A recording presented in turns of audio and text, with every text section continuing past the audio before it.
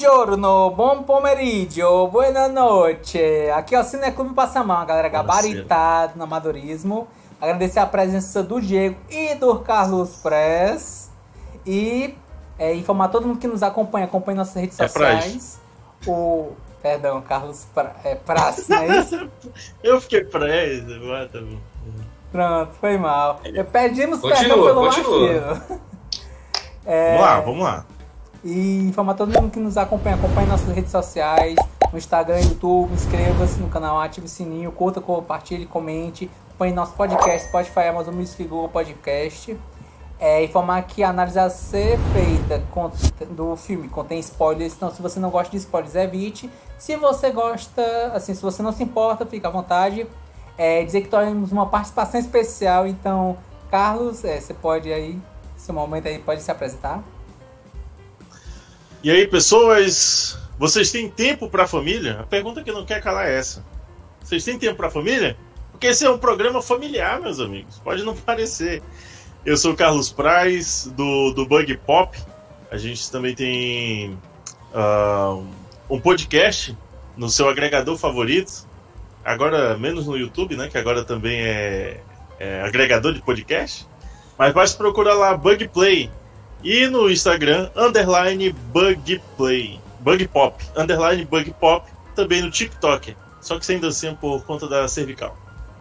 E informar também que vai estar na descrição, certo? Para facilitar também a procura. E agradecer novamente a presença do Carlos. E também dizer que o filme a ser analisado é O Poderoso Chefão, filme de 1972. Pô, só me vê a musiquinha. E, Diego, qual é a sinopse de O Poderoso Chefão? Uma família mafiosa luta para estabelecer sua supremacia nos Estados Unidos depois da Segunda Guerra Mundial. Uma tentativa de assassinato deixa o chefão Vito Corleone incapacitado e força os filhos Michael e Sonia a assumir os negócios. E essa sinopse do Poderoso Chefão, filme de 1972. E interessante essa sinopse, né? E Carlos, qual é a sua análise sobre o filme O Poderoso Chefão? Com todo respeito a esse momento, mas eu não acho o filme bom não, cara. Eu acho ele excelente. Principalmente porque ele envolve vários pontos que te deixam muito relacionado ao que está acontecendo, cara. É impossível você assistir ao filme e você não sentir tudo aquilo que está acontecendo. A imersão dele, eu não digo que seja imediata, mas tipo assim, tem muita coisa com a realidade. Quem nunca ouviu falar aí de um Pablo Escobar que fazia as mesmas situações, que tinha um lado apadrinhador?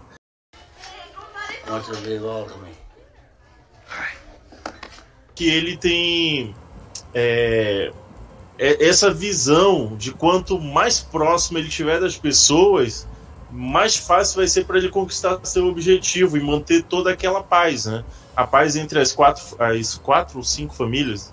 Cinco famílias. As cinco famílias. São 5 famílias. Corleone, Barzini, Strati, Cuneo e Tartaglia. Inclusive, para quem, mesmo que não tenha assistido ao filme, mas esses nomes são muito comuns, principalmente em Todo Mundo Odeia o Chris, né? Que são as escolas que o Chris passa durante toda a série. Mas o que muito me impressiona é a forma como ele é contado, cara. Sabe? Porque apesar de você parecer um pouco, poxa, vai ter uma ascensão de alguém, e você acha que no início do filme esse alguém seja o Sony, né? Pela forma dele, que é muito acalorada, ele às vezes não pensa no próximo passo, não pensa no que ele vai fazer depois, ele só pensa no aqui e no agora. E o Michael já começa o filme com aquela inteligência, a gente pode chamar nesse aspecto, de entender o que a família dele faz. E assim, entrando um pouco mais na história do filme, é impressionante como ele é didático sem ser didático. É um filme que vai te explicando toda a situação, tudo que está acontecendo ao redor dali, sem chegar e te dizer, olha, sente aqui que eu vou explicar. Não é um filme do Nolan. Ele não vai chegar assim e vai dizer, olha, isso aqui vai acontecer nesse formato, desse jeito, isso aqui. Tanto é que quando o Lucas Brasi entra, que é um personagem que ele tá todo nervoso, porque é a primeira vez que ele vai ficar cara a cara com o Don Corleone, que já tem uma presença forte durante todo o filme. E aí ele tá todo nervoso, e aí aparece o Michael com a esposa, acho que é a esposa, e aí ele já começa dizendo, isso aí, o Luca Brasi, ele tem essa forma toda grandona e tal, e aí ele, mas qual é a importância dele na sua família? Porra, meu pai foi lá e salvou, precisou dele para fazer alguma coisa. Mas como foi que ele persuadiu a pessoa a fazer isso? Com uma arma na cabeça. E ela ficou horrorizada e ele tranquilamente olha pra ela e diz, meu amor, isso são coisas da minha família. Eu não tenho nada a ver com isso. Porra, bicho, aqui ó, tô arrepiado, cara. Arrepia, mano. Porra. That's my family, Kenny. It's not me. O início também, cara, daquela forma... O início propriamente dito, né, da história. Aquele diálogo de um italiano que diz assim, olha, aconteceu uma situação com a minha filha. Você percebe o poder que esse cara tem, Don Corleone tem. Isso que eu acho... Queremos justiça, né? Queremos justiça, e ele lá todo o tempo calado, apenas ouvindo, porque ele sabe que é uma situação delicada. E ele não pode parecer brusco e duro. Mas no momento exato ele sabe como mostrar isso para para quem está comunicando, né? E aí você vai se envolvendo na história, porque é uma história, absolutamente triste, né? Porque para quem lembra da história da humanidade, a Segunda Guerra Mundial termina e todo mundo que era parte do eixo é tratado da pior forma possível e imaginável. Né? A gente tem, por exemplo, aqui no Brasil toda a referência que as pessoas tinham à Itália, Japão e à Alemanha teve que ser cortados. O Palmeiras, para quem era Palestra Itália, teve que tirar o nome Palestra Itália por referência à Segunda Guerra Mundial. Então tudo isso acaba sendo um combustível para você entender por que aquele pai está tão desesperado por justiça pela filha, a ponto de ignorar todo o conceito justamente da justiça. Isso para mim é outro patamar, é outra forma de pensar fora da caixinha, né? Porque você, ao mesmo tempo, você quer justiça, você quer que aquilo seja feito, mas aí daquele jeitinho, né? Poxa, a minha justiça eu acho que ela tem um cedilha mais redondinho, tem... isso é muito bom mesmo. E o Don Corleone chegando assim, eu não estou entendendo. Você chega aqui, me ofende aqui na minha festa da minha filha. Você não me chama para tomar um café. Nossa, isso... A minha esposa é madrinha da sua filha. E você sequer se dá ao luxo de me convidar para tomar um cafezinho, um chá, um copo de água quente. Porra, malandro. E tu já vem me pedindo aqui? Aí é demais, né? Só que a presença de Sir Marlon Brando, fez esse filme ser outra coisa, cara. Toda a história, a forma como ela é contada, ela me faz querer saber mais, entender mais. Entender por que o Don Corleone é dessa forma. Né? O que fez ele... E aí no segundo filme a história é um pouco mais contada sobre ele, né? Mas a gente acaba fazendo aí esse comparativo do Michael, que é a pessoa que entra na história da máfia, não queria estar, mas tem que estar por conta do irmão que não consegue pensar um pouco, que não consegue refletir, que não consegue ver o todo, só vê aquela paradinha dele ali. Assim, a forma como você vai pensando, que nem assim, com todo respeito aí, mas você começa a pensar como o Michael, Porque querendo ou não, a história tá sendo contada ali também a partir da visão dele, né? Tanto é que a gente faz um paralelo. O filme começa com a gente vendo Don Corleone de frente, ele naquela poltrona. E o filme termina com a gente vendo o novo poderoso chefão, que é o Michael, naquela mesma posição que a gente viu o pai dele. Só que a gente vai saber mais pra frente que o pai dele conquistou aquilo através de uma linha quase que afetiva com todas as pessoas, o padrinho, a pessoa que está ali sempre fazendo as vontades das pessoas que estão próximas dele. E a gente vê o Michael que conseguiu isso através do medo, das falcatruas, e ele faz o que for preciso, não importa quem ou o que ele tenha que fazer. Don Corleone não. Se a parada dele fosse ganhar dinheiro, inclusive o consigliere chega para ele e diz assim: o padrinho, a gente pode ganhar dinheiro vendendo droga.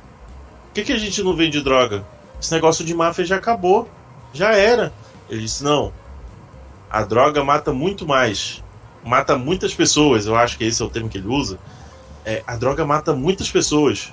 Eu não quero isso. Como é que a minha família vai lidar com isso? Cara, o cara não tá prestando atenção em dinheiro, ele quer manter todo mundo junto, né? Entendo essa aspas. Mas, pô, é muito foda esse aspecto. Um outro ponto também muito interessante que a gente deve olhar são os diálogos riquíssimos. Riquíssimos. A cada vez que alguém abre a boca pra fazer qualquer... Às vezes não precisa nem abrir a boca. Nem precisa abrir a boca. O gestual dali... Porra, malandro, ali te entrega tudo. Você capta no ar. Ele não subestima quem está assistindo, porque ele sabe que a pessoa vai conseguir entender, vai saber fazer o discernimento. Isso tudo, porra. Quando o cantor chega pro padrinho e diz assim: não, que eu queria um papel muito importante, não sei o que, ele... Pá! Saiba pedir, saiba querer. Se você quer, você tem que pedir. E ele fica: eu queria o papel. Você queria ou você quer? Eu quero papel. Então diga: eu quero papel. Eu quero papel. Então tá bom. Chama lá o Roberto Duval, que era o consigliere, né? Resolve isso aí pra mim, que agora meu filho chegou. E aí, pô, o Robert Duval vai lá e tem aquela clássica cena. Tom Hagen, né? Tom Hagen. Como é? Do cavalo, né? Sim. Cabeça do cavalo. Caralho. O que é mais... Eu não sei se vocês sabem, mas a cabeça de cavalo é de verdade. Você não sabia, não? A cabeça de cavalo é de verdade, cara. A parte do roteiro, a parte do que está sendo filmado, tudo isso acabam sendo bastante motivos. E é engraçado que nem quando parece que o filme dá uma aliviada, ele se torna um filme lento. Eu não sei se vocês também tiveram essa mesma percepção. Eu tive que é um filme que passa-se o tempo, passa-se toda a situação, ele te explica, você se inteira de toda a situação, mas não é um filme lento, apesar de suas 2h30, eu acho, né? 2h e Não, 55 minutos. Olha aí, tá vendo? Quase que eu acerto, faltou 20 minutinhos. Então, assim, é um filme extremamente longo, que poderia ser cansativo, que poderia ser, mas como há uma contextualização, há toda uma forma de interação, de ação, tudo isso vai acontecendo tudo ao mesmo tempo e você fica assim, caramba, quero mais disso. E aí a gente desemboca nas séries, né? Que tem uma série que é do Poderoso Chefão, tem o filme, tem a série e o jogo também. Não sei se vocês chegaram a jogar. Não. Muitos anos atrás. Mas é um jogo bem obscuro hoje em dia, né? Um jogo bem obscuro. É muito mais... ele é quase um GTA, né? Só que ele é muito linear, né? Eu joguei um pouquinho. E você acaba, assim... Você joga com uma história quase que do filme, né? É mais ou menos... Inclusive, você participa dessa cena do cavalo. Você é uma das pessoas que tá ali, vê a cabeça do cavalo sendo colocada lá, pô, muito, muito maneiro. Eu gostei do jogo na época. Confesso que nunca mais joguei, não cheguei a zerar, mas inclusive foi uma das... Foi a última produção que o Marlon Brando participou. Ele grava as vozes do jogo e morre. Não nessa sequência, né? Mas ele não participou de mais nada depois disso. Minha emoção com esse filme é tão grande que eu não consigo ver pontos negativos a não ser suas continuações, diga-se de passagem. A gente hoje ouve muito a influência de várias coisas, boa parte de coisas de máfia que vem depois disso bebe, muito, muito de Poderoso Chefão. Você vê os Sopranos, né? Você vê até Breaking Bad. O que Breaking Bad bebe de Poderoso Chefão, que é a parada dele ter a ligação com a família, de estar sempre ali correndo perigo e tal. Então, nossa, tudo isso é muito... sabe? Fecha toda uma estrutura que foi criada pelo Coppola. A forma como ele chama porque assim, todo mundo que participa do filme fez teste para outros personagens. Se não me engano, o Al Pacino fez teste pro Sony. Tem toda essa questão. Só teve uma pessoa que não fez teste para nenhum outro personagem, que foi o Marlon Brando. Ninguém da Warner queria que ele fosse fazer esse filme. Ninguém. Aí o Coppola disse assim: pô, bicho, o cara é bom, vem cá, deixa o cara... Não sei o que, não quero. O autor também, viu? O autor do livro, né? Qual o nome que você tinha falado agora? O Pazo, né? O Pazo era... Pazuzu não. Pazuzu é o Exorcista. Mário Puzo, isso. No caso, o Mário Puzo, ele escreveu dizendo que, na cabeça dele, o Marlon Brando seria o Godfather perfeito. E até onde eu saiba, o ator que tinha na cabeça, que seria assim, que até onde eu saiba, não colocaram outra pessoa, foi o Robert Duvall, que era o Tom Hagen, que era a ideia do próprio Coppola. Coppola disse: esse papel eu acho ótimo pra você estar nele. Eu não soube se teve outros assim. Teve aquele cara do bigodinho, que é muito conhecido nos anos 80. Reynolds, as pessoas quiseram colocar, só que o Marlon Brando, ele deu um piti e disse que se o Burt Reynolds fosse pro filme, ele não iria atuar no filme. Aí desistindo do Burt Reynolds. Até o Frank Sinatra foi pensado para ser o Don Corleone.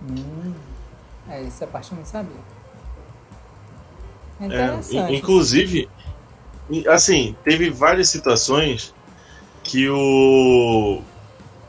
porque não era fácil chamar o Marlon Brando. A gente entende que a carreira dele já estava no auge, bem antes. Todo mundo sabia quem era Marlon Brando. Só que assim, vem a parte que não é tão boa, porque o Marlon Brando, ele vem de uma escola que, assim, você entrega o texto pro cara, o cara olha, ele já sabe mais ou menos o que ele vai falar, mas não é igual o que tá ali. É o método, ele faz uma interpretação dele, da cabeça dele. E é uma escola, né? Método. Que vem dessa parada. Só que assim, nem todo mundo sabia lidar com isso. Então, nem todos os diretores sabiam como fazer pro cara entregar o melhor dele e tal. Marlon Brando, ele tinha um temperamento...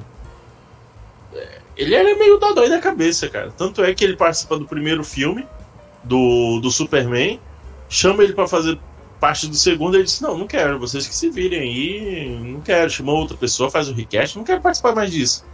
Aí eles pegam várias cenas que não foi pro filme e fico fazendo mixagens lá pra ver se sai alguma coisa do segundo filme, que são as aparições do Kal-El, do Jor-El, desculpa.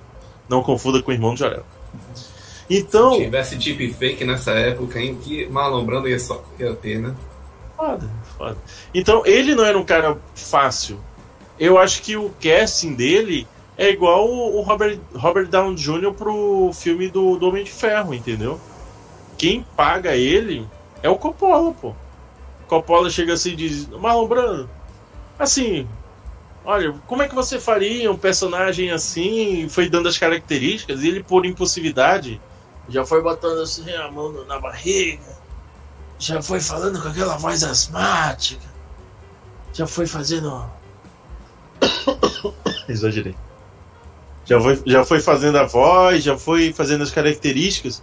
E o Coppola, que ele é muito ligado, já foi ligando as luzes, já foi ligando pá. Tanto é que, se eu não me engano, no boxing de 50 anos do filme, que foi ano passado, tinham tipo uns melhores momentos, tinha os atores fazendo as primeiras vezes dos caras, tanto é que o Al Pacino, ele aparece fazendo o Sony. Então, assim, todo... Ele todo baixando-se a cabeça, todo rapidinho e tal. Pô, é impagável. Dá graça. Mas depois que você vê como a obra foi pensada e como ela é finalizada, pô... Lá vai o lado emotivo falar, né? Mas, cara, é impressionante o que o Coppola tinha e o que ele fez, né? Você vê que, apesar de ter 50 anos, o filme não envelhece. Não envelhece. Você pode assistir hoje, que ele vai ter a mesma conotação, o mesmo desenvolvimento que ele teve há 51 anos atrás. Então isso é top. Que todos os atores passaram a ser, depois desse filme, o que o Coppola se utiliza, ele pega diamantes brutos e transforma nas mais belas joias, cara. Porque muitos dos atores ali, eles aprendem, não digo que eles aprendem, né? Eles acabam colocando pra fora toda aquela sentimentalidade que a gente vê em todos os personagens. É um desses filmes aí que deveria ir pro espaço, literalmente. Que todo mundo tem que ver esse filme pelo menos uma vez na vida, cara. Você aprende sobre cinema, como se conta uma história sem subestimar o público que te assiste, que conta a sua própria história, que faz com que essa história, pela proximidade com coisas reais que realmente acontecem, o que mais a gente tem aí são pessoas que utilizam o crime, a forma ilegal, para conquistar o povo, para conquistar toda a situação de apoio das pessoas que grandemente necessitam, que às vezes o governo esquece, que às vezes ninguém tá nem aí. Justamente esse povo que o crime costuma tem uma abordagem principal, e é nisso que o filme se apega. Good. Quantos Don Corleones nós temos por aí, né? É isso, é a realidade. Infelizmente, é a realidade nua e crua. E muito antes do Tropa de Elite fazer aquele show que nós vimos aí. Certo. E, Carlos, qual é a sua nota e palavras, assim, 3 palavras para O Poderoso Chefão? Minha nota é uma nota 10, 1000, 1 milhão. Que, cara, 1.000 milhões não tem... é um filme que, pra mim, é um filme completo. Então, putz, juntando todas essas cargas que você traz, que você tem, que o filme te ajuda a contar, que o filme vai mostrando, que o filme vai te contextualizando, a forma como ele faz isso, como o Coppola trabalhou nos bastidores para fazer que aquilo funcionasse, para fazer uma estrutura grande para a época. Pô, isso é sensacional. Pra mim é uma aula. Assistir as 2 horas e 50 minutos do filme é uma aula de como se faz cinema, não por diversão, não por entretenimento, não, mas como se faz o filme para ser uma obra de arte. Certo. E quais são 3 palavras para você poder definir esse filme? Bom pra cá. Sacanagem. Bom pra cacete, cara. Não tem outra. Assista. Apenas assista. É isso. Gosto dessas palavras. E Carlos, me fala o seguinte. Eu sei que você indicaria esse filme, né? Já que deu 10 aí. Tem que mandar pro espaço, pro ZT assistir, né? E tudo mais. Eu queria saber de você o seguinte. Já que você tá tão empolgado assim, eu queria saber. É o melhor filme da existência da humanidade? É o melhor filme da existência da humanidade, cara. Porque assim, tanto que ele consegue influenciar tanto a questão de outras obras com a mesma temática, né? Como eu já falei anteriormente, Sopranos, Breaking Bad, e o que as pessoas acabam bebendo disso posteriormente. Por exemplo, vocês já assistiram, acho que é na Paramount Plus, que tem A Oferta? Acho que ele tá com o nome... Não cheguei a assistir, mas eu sei que é uma série que ele conta os bastidores, né?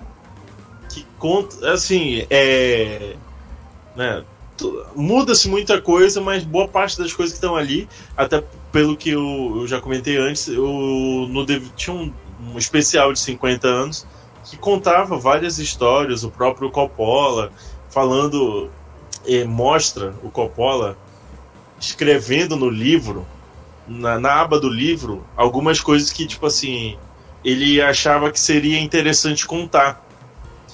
Só que o Coppola é meio prega da cabeça, né?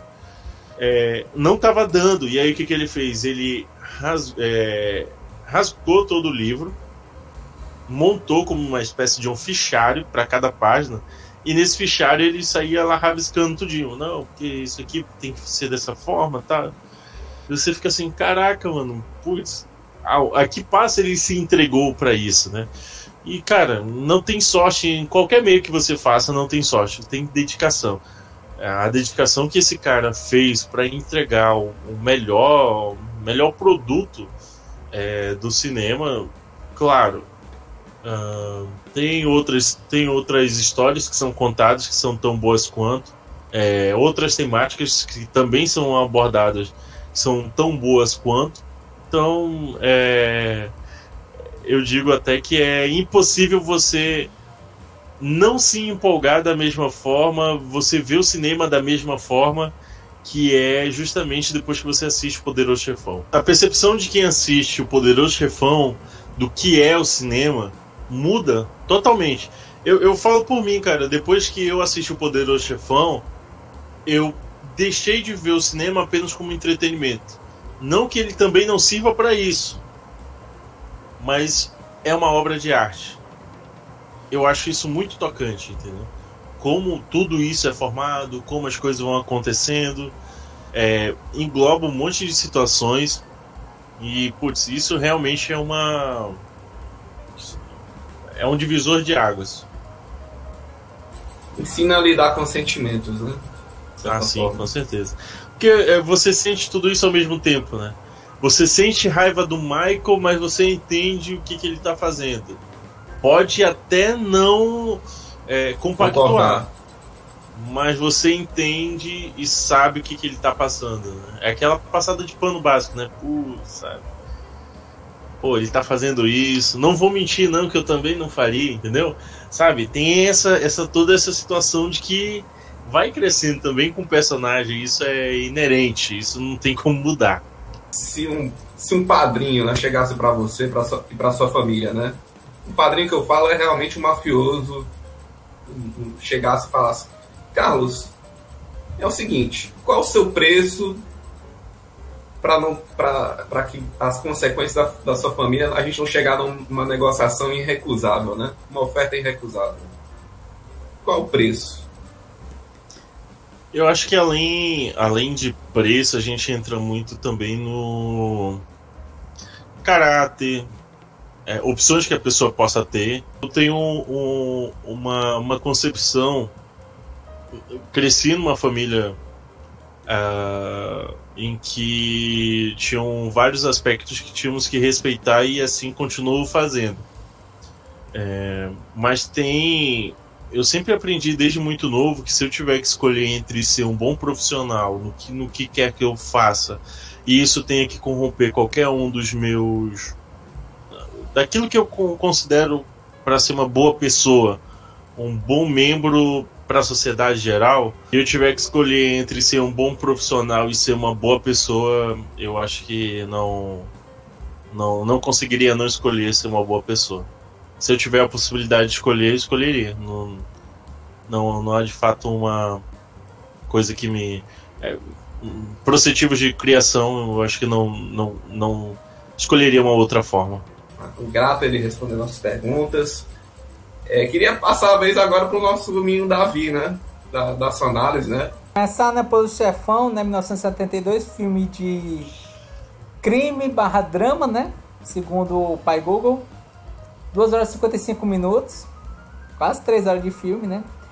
Eu acho que o Carlos, ele trouxe algumas curiosidades e trouxe muitos elementos do filme, né? Acho que parte deles, assim, eu não vou precisar falar, posto que ele já o trouxe. Mas vamos lá, antes de começar o filme, vamos para algumas partes de bastidores, né? A Paramount, ela comprou os direitos, né, sobre essa questão dos livros, e a ideia inicial não era que fosse o Coppola o diretor. Eles queriam colocar uma produção em sua grande maioria, se não sua totalidade, de pessoas italianas ou de alguma origem italiana. Inclusive, a primeira ideia seria o Sergio Leone ser o diretor.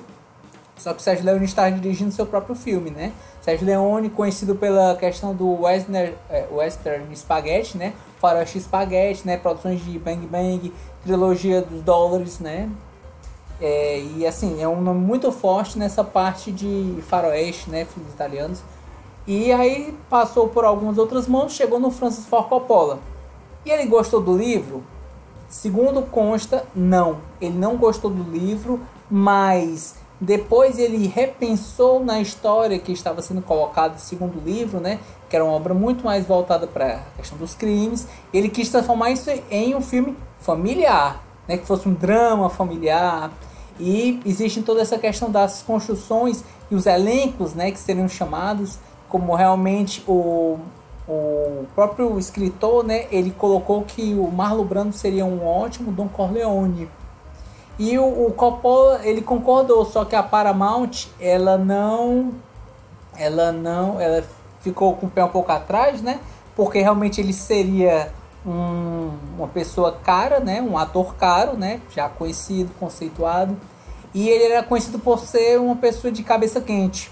E aí o que é que foi acordado, né? Foi acordado que eles pediram inclusive uma audição do Marlon Brando. Marlon Brando, que ele pegou graxa, botou no cabelo, colocou as próteses, como se fossem umas próteses, né, na boca para criar essa questão na bochecha, toda a postura, a voz.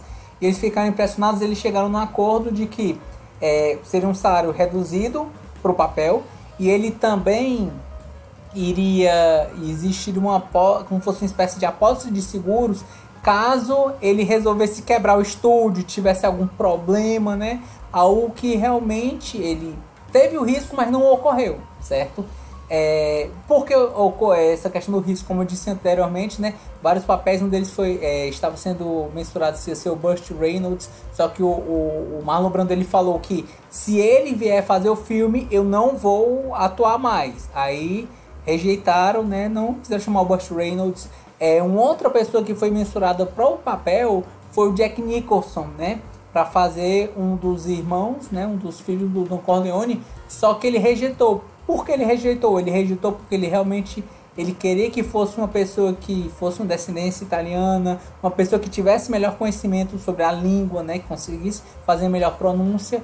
E aí foi passando por várias mãos, entre eles o próprio Robert De Niro. Só que, se eu não me engano, o Al Pacino era o favorito pelo Francis Ford Coppola.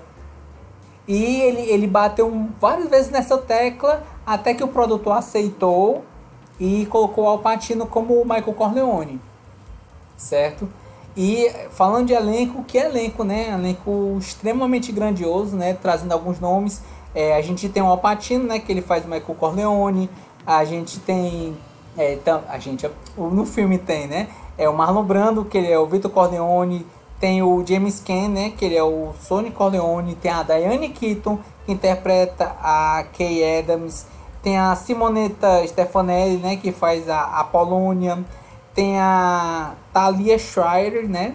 Que ela faz a Connie Corleone, que inclusive ela é irmã do Francis Ford Coppola. E Francis Ford Coppola colocou várias pessoas de sua família. O bebê que aparece no filme é a sua filha, Sofia Coppola. A sua esposa, o seu pai, a sua mãe também aparece no filme em papéis menores. A gente tem o Richard Conte, né? Que ele faz o Emílio Barzini. Tem também o Abby Vigola, né, que faz o Salvatore Tessio. Tem o Al Lettieri, perdão, a pronúncia no italiano é muito boa, né, que ele faz o Virgil Sponzo. A gente tem vários atores, assim, é uma lista muito grande, certo? Se a gente for enumerar o próprio Luca Brasi, né, que é o personagem vivido pelo Lenny Montana. Especula-se, né, dito que na verdade ele era um mafioso de verdade, uma pessoa da máfia fazendo filme de máfia, né? E a gente também, eu acho que eu não posso esquecer de falar do próprio Robert Duvall, né, que ele faz um Tom Hagen. E trazendo assim esses atores, né, esses personagens que aparecem, eu vou tentar me atrelar a essas situações de filme, certo? No filme a gente tem essa questão que começa exatamente a própria fotografia do Francis Ford Coppola é muito boa. Como é que é a questão da fotografia do filme, né? Ele começa exatamente colocando como se fosse em primeira pessoa, né? O agente funerário ele vai pedir um favor ao Don Corleone. E ele vai pedindo, depois você vai vendo qual é a segunda parte. Você vai vendo pelo ombro do Don Corleone. É como se você estivesse lá vendo pelos olhos dele, né? Por trás dele, depois que ele aparece. What was that? Ele não é a primeira pessoa que aparece. Você vai vendo um caos, uma situação extremamente desagradável que pede um apelo por... eu não diria justiça, eu diria vigilantismo. Posto que a justiça ocorreu e seja ela correta ou não, foi passada por um tribunal. Posto isso, se você faz algo que é fora da lei, mas que você carece de você pegar nas próprias mãos, ela é um vigilantismo, certo? Colocado dessa forma, você vai meio que como você está pelos olhos dele em uma certa parte, você é colocado numa situação difícil, você vai apoiar ou não. E você vai vendo todo o carisma dessa persona que é o Vito Corleone, né, que o Marlon Brando interpreta, que é uma pessoa extremamente, ela é calma, como o Carlos disse, né? Ela é calma quando tem que ser, ela é feroz quando ela tem que ser. E o filme ele é permeado de grandes frases, né? Eu vou lhe fazer uma proposta irrecusável. Mas o que aconteceu para você me tratar com tanto desrespeito, né? É uma frase também muito engraçada que é o deixa as armas, pegue o canole, que é uma frase também muito pontual, né? Leave the guns, take the canole. Essa cena é fantástica. Certo? Tem gente que até hoje acha que canole é uma arma. Complicado. E o que ocorre? Nesse filme a gente é apresentado ao Vito Corleone em sua postura, vamos dizer assim, na sua máxima, né, na sua ascensão, como ele é extremamente respeitado pelas outras pessoas. Ele está no casamento de sua filha, né, e ao mesmo tempo ele está tratando de assuntos de negócios. E aí, tanto que o próprio Michael ele não aparece nos primeiros minutos, né? Depois que ele vai aparecendo, né? Aparecendo o Tom Hagen, aparece o Sonny Corleone. O Michael, ele é o último dos filhos a aparecer. E quando eu digo último dos filhos, por quê? Porque o Tom Hagen, ele é um filho adotivo, né? Ele é irlandês barra alemão, se eu não me engano. E essa é a descendência dele. E ele é o consigliere, né? Ele é o conselheiro da família. O Sonny é como se fosse o o braço direito, aquele que espera-se que ele vai tomar as rédeas da família, né? Só que ele é extremamente irritadiço, algo que posteriormente no filme vai acabar causando a sua morte, vamos dizer assim, né? O fato dele ser muito impossível. O Michael não, o Michael ele chega exatamente como um herói de guerra, ele chega uma pessoa já, ele chega com a sua farda. A história se passa exatamente na década de, como se fosse na década de 40, pós Segunda Guerra, certo? Também é um filme que muitas vezes eu vejo como de sua época. Por quê? Porque ele não trata muito bem, não fala muito bem perante pessoas originárias, minorias, né? Pessoas originárias de matriz africana, mulheres, certo? Pessoas mais sensíveis também, você vê muitas vezes que ele... Então, assim, é um filme de sua... para algumas pessoas pode ser rude, mas eu também vejo como um filme de sua época, que é um filme que ele mostra o quê? É uma família, é um filme de gangster, certo? Então ele trata toda essa questão, essa crueza e essa sua realidade de como é a família, né? A família Corleone. E o que é que eu vejo nessa questão dos filmes também, né? Ele muitas vezes, ele é uma pessoa que ele entende quais são os negócios da família, mas ele fala pra Kay, né? Que é a sua namorada. Esse não é o meu mundo, essa é a minha família, mas eu não faço parte dela. Família a gente não escolhe, família a gente tem. E aí tá aí a primeira mentira do Michael. Aí que tá, não era mentira. E eu vou dizer por quê. Porque pra mim, esse filme... Sabe quando tem o filme da Marvel, que existe toda essa questão da jornada do herói? O Michael e o filme O Poderoso Chefão trata-se da jornada do vilão. Porque se na jornada do herói é aquela pessoa que ela está destinada a ser um grande herói, mas ele não quer, só que acontece um chamado e isso faz ele seguir aquele caminho para se tornar um grande herói. Vide Homem-Aranha, Doutor Estranho, Capitão América, Homem de Ferro. Todos esses filmes você vê que tem toda essa arquitetura que eles não queriam, mas devido ao destino, devido aos acasos, certo? Eles acabam tendo que assumir esse manto e pronto, eu sou essa pessoa e eu vou ter que cumprir essa minha sina. Da mesma forma, o Michael ele faz essa jornada do vilão. Ele é uma pessoa mais calma, uma pessoa que era mais sorridente, certo? Que ele respeita, ele entende os negócios da família, mas ele está no canto dele, sentado, afastado, com a sua namorada. Ele tem interação com a sua namorada. Enquanto os negócios da família ocorrem, você vê que ele não está. Ele vai pro cinema com a namorada, ele está jantando com a sua namorada, ele não participa disso. Ele só participa no momento que o Don Corleone, o Vito Corleone, ele leva o tiro. E há um entendimento de Don Corleone muito grande quanto a isso. Tanto é que quando ele está dizendo, não, a gente só vai tirar foto quando o Michael chegar. Sim. O Michael tá de serviço agora, tal, não sei o que. Então a gente espera ele. Não tira foto agora não, só quando ele chegar. O Michael já chegou? E ele toda hora essa preocupação, e quando ele chega assim, meu filho, vem cá, vamos tirar essa foto. Porque o então, Michael, assim, ele é a grande, assim, ele era para ser totalmente o grande fruto, né, do Vito Corleone, para tirar ele desse ciclo vicioso de sangue, né? Era quebra. Ele era quebra, mas só que ele percebeu, né, que não poderia fazer isso porque ele era o ramo daquela família, né? Ele era o próprio ciclo, né, para continuar. Eu discordo, mas eu discordo respeitosamente por outro motivo. Então, assim, no caso são três irmãos principais que são mostrados nesse filme, né? Existe a questão do Tom Hagen, existe a questão do Sonny Corleone e a questão do Michael.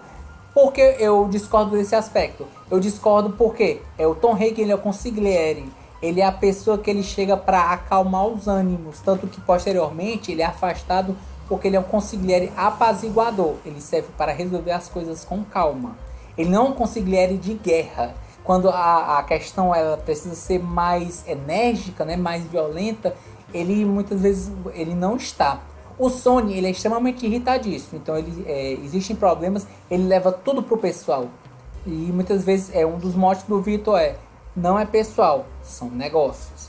E nesse mote também é muito importante falar o quê? A situação do olhar. Porque o Tom Hagen, se você prestar toda a atenção no filme, nos momentos de tensão, ele não olha nos olhos das pessoas. Isso acontece com o diretor de cinema, isso acontece quando ele é sequestrado, certo? Isso acontece em diversos assuntos. Ele não olha. Ele, no final, Tom Hagen, ele tem medo. Ele é temeroso nesse sentido, né? Ele teme pela própria vida dele, então ele é muito apaziguador. Já o Sonny é o oposto, né? Ele é muito irritadiço, eu quero brigar. E o Michael não. O Michael, ele olha no olho da pessoa. Ele olha no olhar e ele vê o que ele faz não é pessoal. Ele faz, inicialmente pode ser a questão pessoal, só que ao mesmo tempo ele vai, com o tempo passando e agindo o quê? Isso aqui são negócios, eu tenho que limpar a casa, eu tenho que agir friamente, e para isso tudo que eu falo é olhando nas pessoas, porque eu tenho que ver se elas estão me traindo ou não. Eu tenho que agir com calma, porque quando eu vejo que o cara tá me enganando, eu tô esticando a corda para quando puxar e com tudo. Então ele sabe o momento certo de apaziguar e o momento certo de atacar. É como se fosse a melhor parte dos dois irmãos. Certo? Então, assim, o que é que eu posso trazer nessa questão da jornada, como falei, jornada do vilão, né? Quais são os elementos que eu posso trazer? Após o tiroteio que ocorre com o Vito Corleone, o Sonny ele vai assumir os negócios da família. Aí existe essa questão do hospital, a ameaça que está ocorrendo, né? E o Michael ele vai até o hospital e muitas vezes o pessoal fala, não vai lá, né? Bota uma pessoa para proteger. Não, todo mundo sabe, ele é um herói de guerra, ele não faz parte desse mundo. Tanto que não estavam levando nenhuma segurança com ele, posto que ele não era uma ameaça para nenhuma das pessoas da família.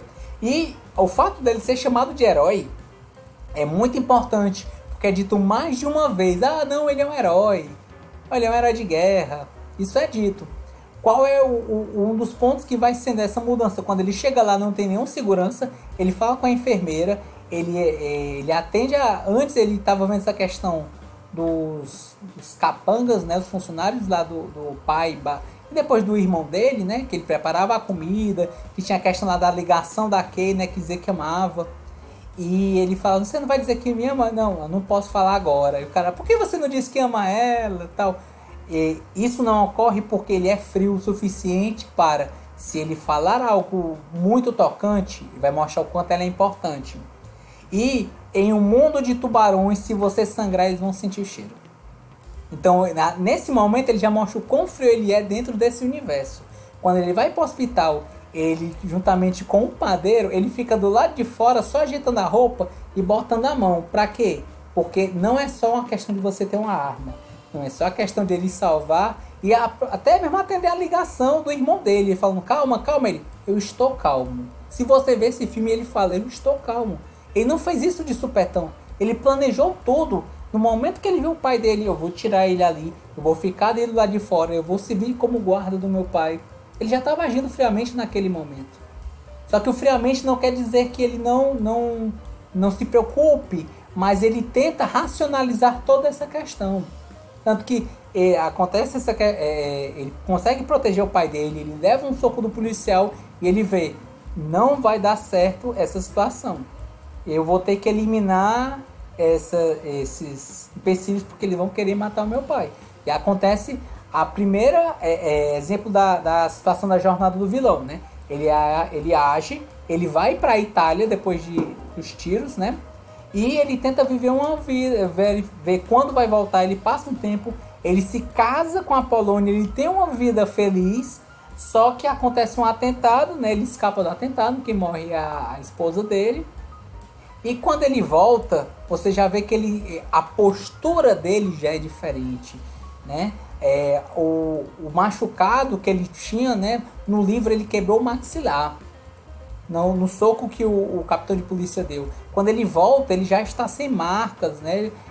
Vamos dizer assim, como se as cicatrizes sumissem, mas tudo que passou, todo o arco que ele passou, está dizendo que eu tenho que agir friamente por todas as coisas que acontecem. Se eu não estiver enganado, quando ele volta para os Estados Unidos, o irmão dele também morreu. E o irmão dele morreu por quê? Porque ele era uma pessoa extremamente esquentada. Ele, assim, a questão do pai dele, ele falava, não se fala de negócio na mesa da família. O Sonny falava de negócios na mesa da família, e quando as pessoas tentavam falar, não se fala de negócio na mesa da família. Ou seja, ele quebrava as próprias regras que já eram pré-estabelecidas antes. Certo? Ele era uma pessoa errática. E nesse sentido ele já foi eliminado. Aí termina o Michael sem família nem pra ter uma discussão de domingo. Olha aí. A verdade é essa. Ele tem uma irmã que não gosta muito dele, ele tem uma esposa, ele tem sobrinhos, e ele tem pessoas que vão temer, né? Porque, como já diria em Maquiavel, o príncipe, entre ser amado e ser temido, seja temido. Porque as pessoas podem te amar, mas muitas vezes podem não te respeitar. Quando você é temido, você é respeitado. E aí... Aí que tá uma parada... Desculpa. Não, pode falar, tá?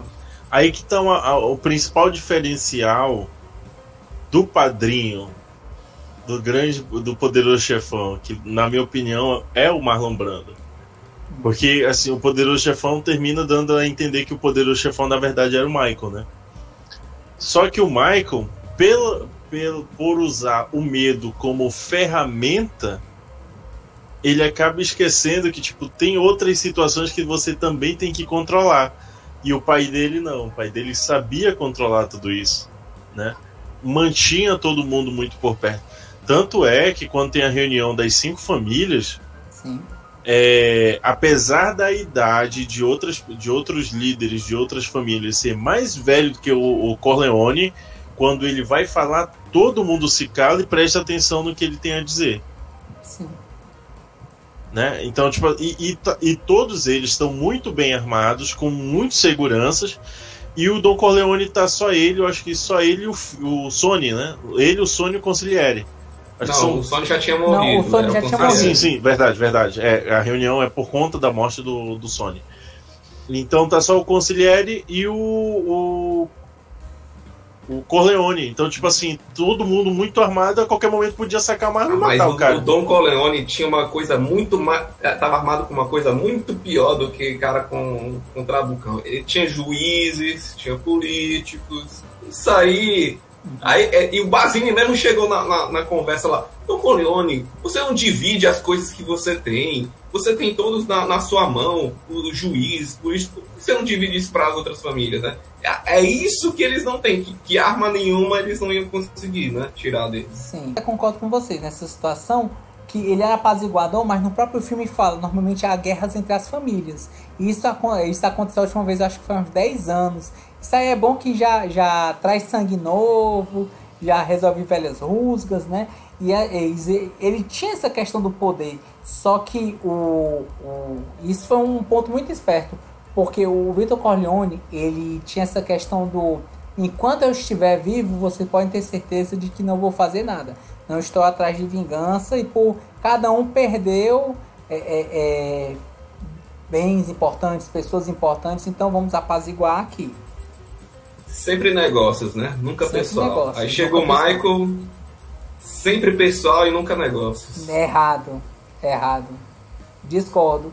Por que eu discordo? Porque se é pessoal, nunca negócios, o que ia ocorrer? Ele simplesmente ia matar todas as famílias e não todos os líderes de famílias. O que ele fez? Ele fez uma verificação, e isso o pai dele em vida estava falando, para dizer quando fosse visto, ele olhasse, ver se nas reuniões, quem ia olhar feio, quem ia trazer as informações para saber quem seria o traidor da família.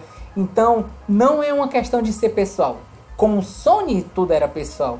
Com o Sonny, tudo era: eu vou tentar resolver agora, porque eu levo tudo pro lado pessoal. E o que aconteceu com o Sonny? Ele morreu. Por quê? Porque ele levou tudo pro pessoal. O Michael, ele leva a questão no meio termo, porque existe o ponto da pessoalidade, que eu posso resolver agora ou mais tarde, mas existe a questão dos negócios. Eu não vou atrapalhar os negócios por ser algo pessoal, certo? Ele pegou, o que basicamente o Michael fez? Ele fez uma limpeza da casa. Ele viu quem era a ameaça, quem iria estar no poder, quem iria perder o poder. Você imagina o nível de frieza que é. Você acha que é pessoal? Imagina o nível de impessoalidade que é você estar no enterro do seu pai e você não está chorando. Por quê? Porque você está olhando todas as famílias, está vendo o movimento das famílias para saber quem é que vai trazer uma proposta para você e de quem é que vai ser o novo poderoso chefão. Que muitas vezes estava na dúvida que ia ser o Tartaglia ou o Barzini. No final todo mundo estava falando do Barzini. Eu fico impressionado com o quanto o Michael ganhou no negócio quando ele matou o cunhado dele. Porque ele, né, não era pessoal ali, não né? Era pessoal. Não era pessoal. Diego, imagina da seguinte forma. Ele é um cara que ele traiu a família. Que é um negócio de família. Você ia deixar uma pessoa lá para ter um risco de que se chegasse alguém de outra família, que ele conspirou com outra família, para você continuar deixando o cara? O que ele fez? Se ele quer colocar de uma forma pessoal, eu vou matar ele, todo mundo vai saber porque ele foi padrinho do bebê. Ele foi padrinho do bebê exatamente desse frio e calculista que eu vou tomar conta da criança, eu vou estar na igreja enquanto os assassinatos estão acontecendo, porque eles se perguntaram, mas eu estava no batizado, eu não fiz nada, eu estava aqui, concentrado. Você vê a própria fotografia, entre aspas, até profana, que é de um ponto, você vê um corte de uma igreja, de um batizado, e nos cortes em seguida, as mortes de várias pessoas e desafetos da família, né? Aquele dia do batizado, ele colocou e disse, eu serei o novo poderoso chefão, eu serei o novo Dom, e as pessoas vão me respeitar, mas agora eu tenho que mostrar o seguinte, lembra quando ele afastou Tom Hagen, que ele não era um consigliere de guerra, ali era um momento de guerra, ele seria um próximo alvo, ele ia perder força, ele, como eu disse, é um mundo de tubarões, e se você sangra, eles vão sentir o cheiro. O que acontece? Ele teve que ir à frente e ver quem ele acredita que vai ser confiável e quem não vai ser. Quem for confiável trabalha, quem não for vai morrer. No final do filme eles estavam na dúvida de quem era o cara que ia falar. Se seria o Técio ou Clemenza. O Técio foi o cara que arranjou, colocou a arma lá naquele local, território de confiança, né? O Clemenza é o frase do deixa as armas, pegue o canole. Muita gente achou que o Clemenza seria o traidor. Só que quem era o traidor era o Técio. I always thought it would have been Clemenza, not Tessie. E o que acontece? E por que ele estava percebendo isso? Porque dos vários burburinhos, das várias andadas que estavam falando entre as famílias, foi o Técio que chegou para falar com ele. E aí, quando ocorre isso? No funeral do Don Corleone. Aos olhos do Michael, que estava observando tudo. Então, é isso que eu digo. É uma jornada do vilão. Não é a questão de eu queria estar nessa família. Eu fui para essa família porque estava sendo destinado. O próprio pai dele fala, ele queria que você fosse... você tivesse um outro cargo, né? Que você fosse um senador, que você fosse um político. Mas, infelizmente, você vai o que ocorreu é que realmente você vai ter que continuar com esse legado da família, né? Porque realmente ele é mais preparado. O Tom Hagen, você vê no final, ele está dentro da casa, olhando pela janela, afastado. Ele se afastou daquela situação, uma situação de guerra, é muito violento para ele. E, só para trazer os elementos finais do filme, e mais um elemento de como a importância do poderoso chefão, né? Parte do final, quando ele fala com a Kay, né? Muito do que ele fazia era não mentir, né? Ele era honesto com ela, as coisas que ele fazia. E ele podia até mentir, mas ele não mentia para ela. Eu acho que a cereja do bolo que torna ele tão desse mundo cruel, né?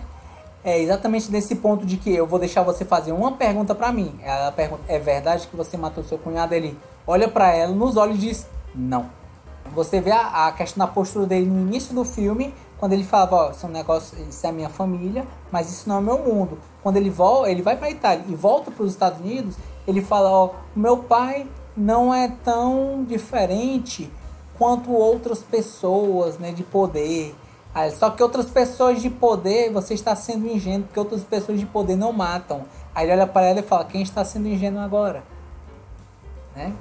Então existe toda essa questão de também com uma crítica, né, às figuras de poder que muitas vezes fazem atos vis e cruéis, né? Então, essa Aqui questão... tem polêmica. E essa frase que eu digo que ele mentiu, né? Qual é um exemplo de importância que o Poderoso Chefão ele é apresentado, né, em outras obras? The Last of Us, né? O próprio The Last of Us é o final que é apresentado quando o Joel mente, né, sobre uma pergunta que é apresentada na série, no jogo, enfim. Essa mentira, ela tem sua inspiração no Poderoso Chefão. Ele tem uma estrutura muito parecida nesse sentido, certo? É uma mentira que ele vai acabar causando consequências de como será o convívio dessas pessoas. Minha nota para esse filme ele é 10. Embora eu veja alguns erros relacionados a esse filme, né, a própria questão da cena da briga do Sony, algumas coisas muito que a gente fosse lançar atualmente seriam muito erradas, né? Por isso eu digo que é uma obra de seu tempo.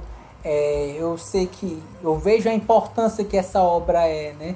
O seu enredo, o seu elenco, que depois virou um grande elenco, né? A própria irmã do Coppola, ela depois ia fazer a esposa do Rock, né? A gente vê outros filmes, né? Al Pacino, Marlon Brando, que já era um nome forte, né? O Robert Duvall, que ele também era um nome já assim, não era um nome tão forte, né? O Michael Caine também não era um nome tão forte. Então, assim, são vários atores que crescem e têm suas obras, né, marcadas pelo próprio Francis Ford Coppola, né? O Poderoso Chefão. Então, minha nota para esse filme é 10. Minhas palavras são Al Pacino, certo? Poderoso Chefão e Jornada do Vilão. Aí. E você indica esse filme pra galera, amigo Davi? Indico. Falou do seu caráter. Certo. Exatamente. E colocando a família como base disso. Quanto você gostaria de receber para se tornar uma pessoa mais corruptível? Ah, entendo. Bom, eu gosto de pensar que não existe um valor para eu tentar fazer isso, posto que minha ética está acima dos valores, certo? Agora, claro que muitas vezes, em muitas situações, existem essa situação do sangue quente, né? Do calor do momento, né? Muitas vezes o pessoal é chamado da legítima defesa, que é usar de meios moderados para neutralizar uma ameaça iminente.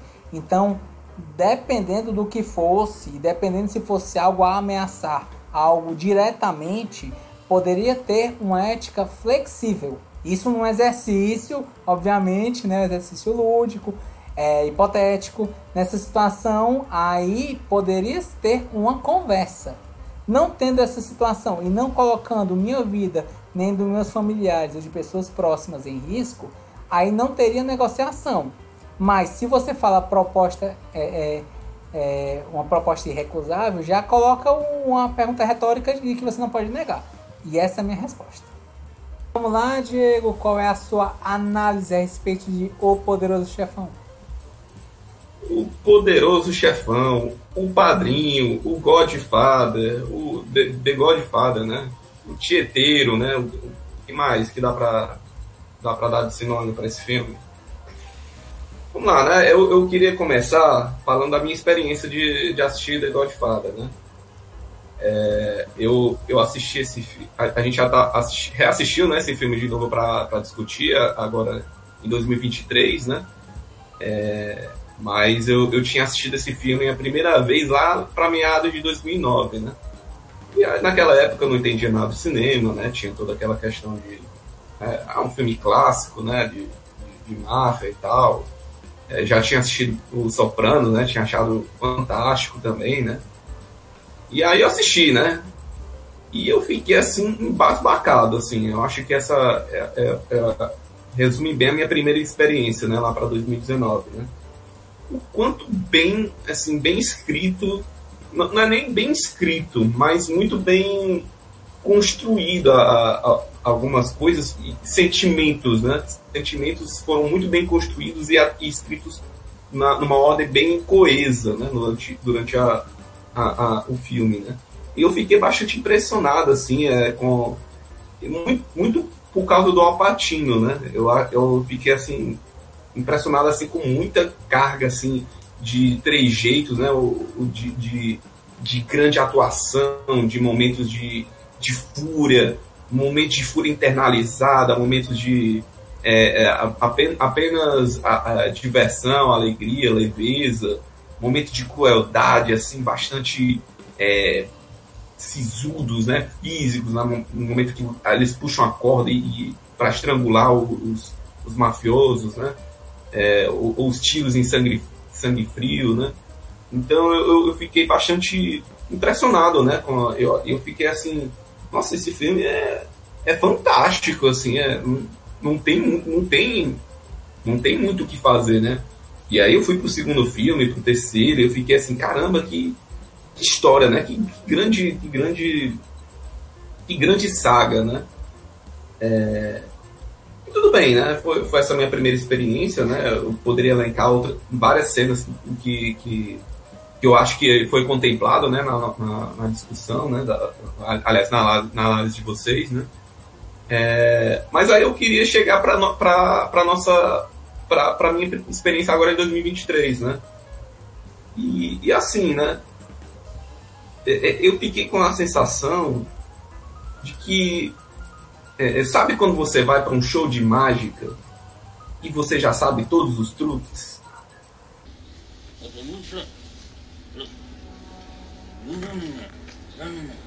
Quando você vê vou pegar aqui a cartola, vou tirar você não sabe que vai tirar um coelho, mas aí você já sabe que já vai sair o coelho dali, né? Fica meio assim, uma coisa meio sem muito. Fica aquela sensação de sem a emoção, né? A primeira emoção que você tinha quando assistiu o filme, né? E eu fiquei muito triste, assim, porque, poxa, eu gostava tanto desse filme, porque em 10 anos eu tô olhando pro filme e não tá passando a mesma emoção, né? E eu fiquei bastante reflexivo, né? Em relação a isso, né? E aí eu cheguei na questão que, poxa, esse filme, o que tá me desagradando? São as viradas muito óbvias de situações que vão acontecer, das traições, das cenas de violência. E eu fiquei assim muito reflexivo com assim, uma questão que eu até levantei um pouco na discussão das análises de vocês, né? E foi sobre o quanto esse filme é muito político, sabe? Ele é um filme que vai falar sobre a política daquela época, né? Que é justamente quando o Carlos chegou pra gente e falou que os italianos, né, saíram da guerra, né? Falou muito das outras questões que o filme desagrada, sabe? Que é a questão de você falar mal uma cena das grandes famílias, né? Que estão ali rindo do comunismo, né? Falando mal da sociedade, que sabe, como se eles fossem empreendedores, né? Como se eles fossem o grande, né? Eles estão acima, né? da sociedade, né? Como se estivessem acima da lei, né? E é uma coisa que é um tema muito, muito assim, que eu acho bastante presente, né, no Poderoso Chefão, que é a justiça, né? A justiça, a forma como das leis, da forma como as coisas acontecem, né? E como elas são desvirtuadas diante do interesse do poder, né? Do interesse das pessoas. Nunca é pela família, é pelo negócio, é pelo lucro, sabe? Pelo símbolo de que as pessoas têm daquele poder, né? E eu acho que isso vem muito com essa questão também, que o filme tem um outro símbolo que vem muito, que é o cristianismo, né?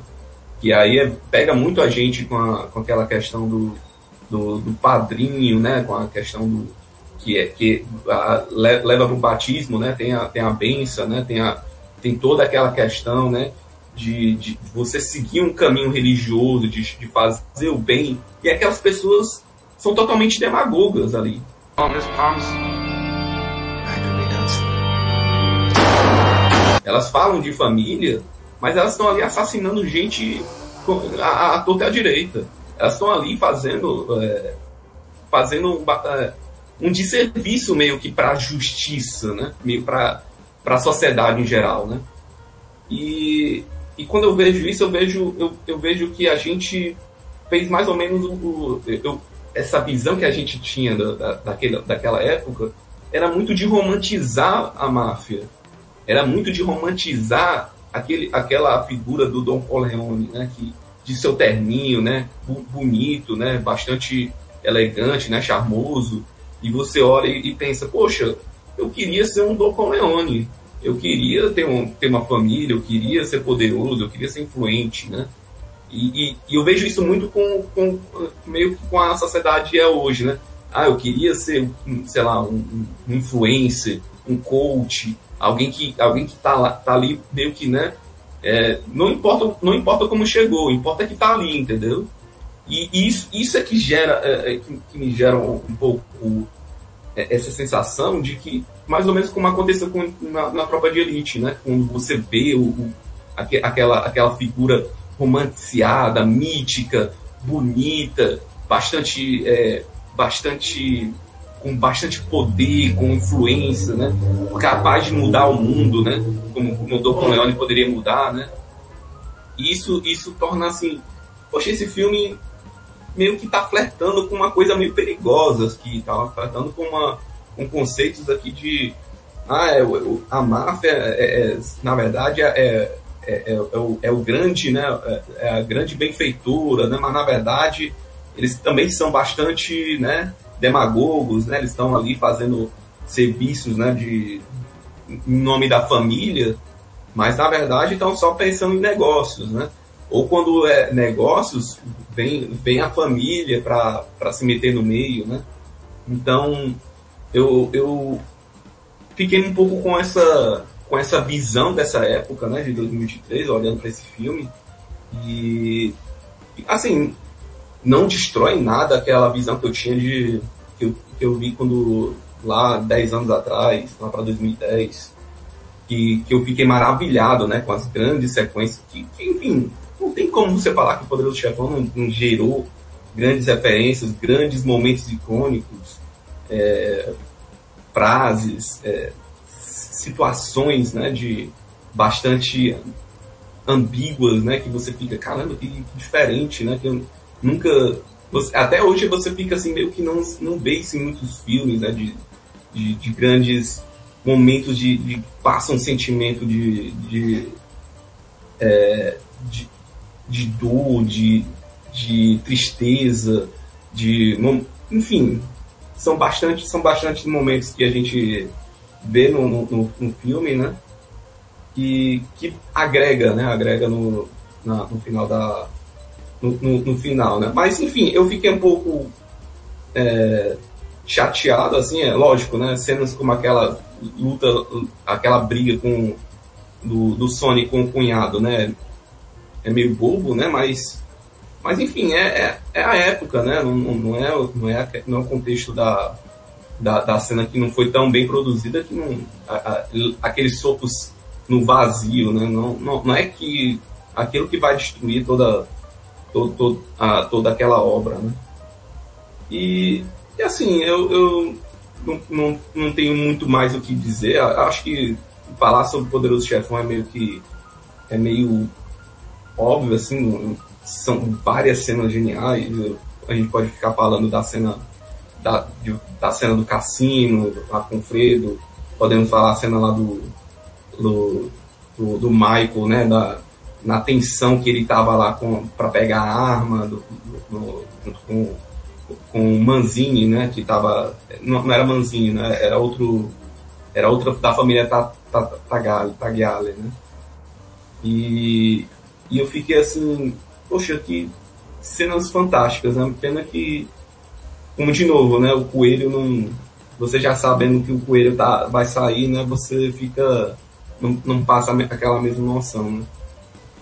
E assim, né, eu termino a minha análise do filme, né, dizendo que é um filme que Para mim, na época, né, eu daria um 10, com certeza, né? Mas eu refleti um pouco sobre essa questão política, né? Essa questão de visão um pouco de mundo, né? De como a gente encara, né? Algumas coisas, né? E fora, enfim, né? Essa falta de sentimento que quando eu tive nessa outra vez, né? Que assisti, não me pegou tanto. Eu vou dar uma nota 8.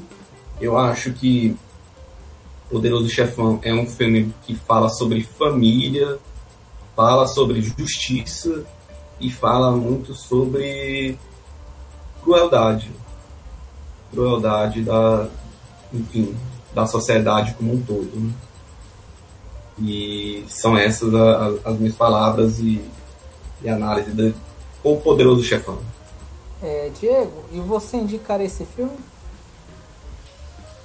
Indicaria, sim, é um bom filme. Acho que muito do cinema se deve pelo Poderoso Chefão, não só cinema, mas séries, quadrinhos, jogos, todo tipo de mídia que queira contar uma história de poder, uma história de relação de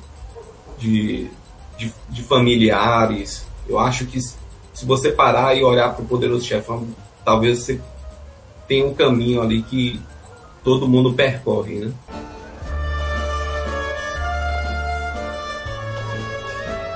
Você tem essa questão da sua família, certo? Você tem os seus valores. E aí chega um Poderoso Chefão para você e diz o seguinte: eu não vou mexer com a sua família. Não vou mexer, não vou lhe fazer uma proposta irrecusável. Qual seria o valor para você fazer algo que vai... Vou voltar a voz normal agora. Que vai quebrar a... Passada de mal ética. Não, porque cansar e raciocinar e fazer a voz ao mesmo tempo complica. Aí... Enfim, a pergunta seria a seguinte: o Don Corleone chegasse, dissesse, tendo uma proposta que não vai ser recusável, certo? Não vou ameaçar sua família nem nada, mas eu vou lhe dar um valor para você resolver um assunto, certo? Que vai quebrar a sua ética e a sua moral. Qual seria esse valor?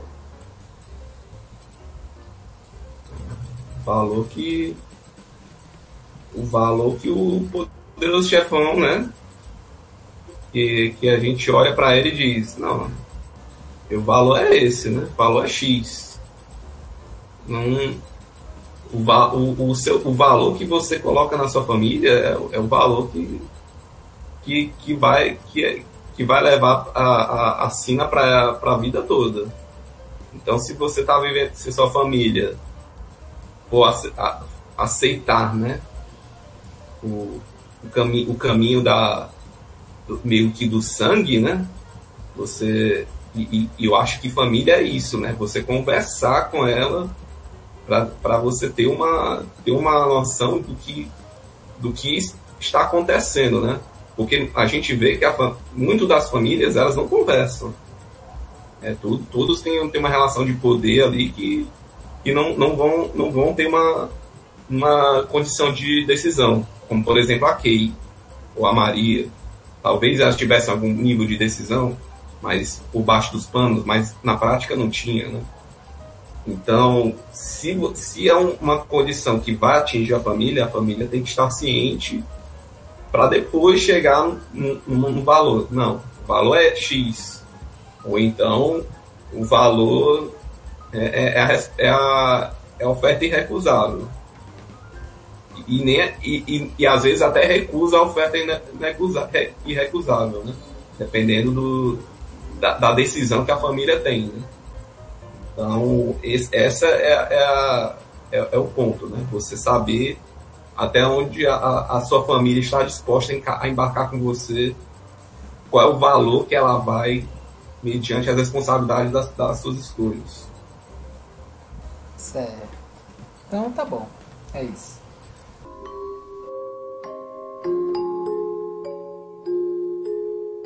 Vamos encerrando a nossa análise. A nível de curiosidade, a nota final ficou 9,3. Agradecer a presença do Diego, agradecer a presença do Carlos. Reforço novamente, todo mundo que nos acompanha nossas redes sociais, Instagram, YouTube. Inscreva-se, ative o sininho, curta, compartilhe, comente. Acompanhe nossos podcasts, Spotify, Amazon Music e Google Podcast. Carlos, a palavra está com você. Se você quiser divulgar suas redes sociais novamente. Bom, quero agradecer pelo convite. Estamos sempre aí à disposição para falar bem, falar mal, mas falar de filmes, que é sempre importante, né? Não somente de filmes, séries, cochichos, filmes, documentários, jogo da velha, por que não? O campeonato mundial tá aí já. Daqui a pouco vamos ter Copa do Mundo de jogo da velha, por que não comentar, né? Mas para você que gostou aí do bate-papo e tal, quer conhecer um pouco mais do trabalho do Bug Pop, nos siga nas redes sociais, no Instagram, _Bug Pop, também é o nosso user no TikTok, só que sem dança por conta do nervo ciático, depois de determinada idade sente um pouco uma dor, né? E no seu agregador favorito, basta procurar lá por Bug Play. O nosso YouTube, também temos um canal de YouTube, basta procurar lá Bug Play Oficial, o link vai estar na descrição, correto? Muito obrigado aí, Davi, muito obrigado, Diego, vocês são os caras. Valeu, obrigado. Você que é o cara. Você que é o cara. Esse cara sou eu. Isso aí. E, Diego, pra quem teve a pachorra de assistir essa análise até o final, tem que escrever aqui nos comentários. #PadrinhoPop. Olha aí, massa. #PadrinhoPop. Show. Então, muito obrigado Me dá R$10, padrinho. Give me money. Esses R$10. Dá-me tu money. Muito obrigado a todo mundo que nos acompanhou aí. Valeu!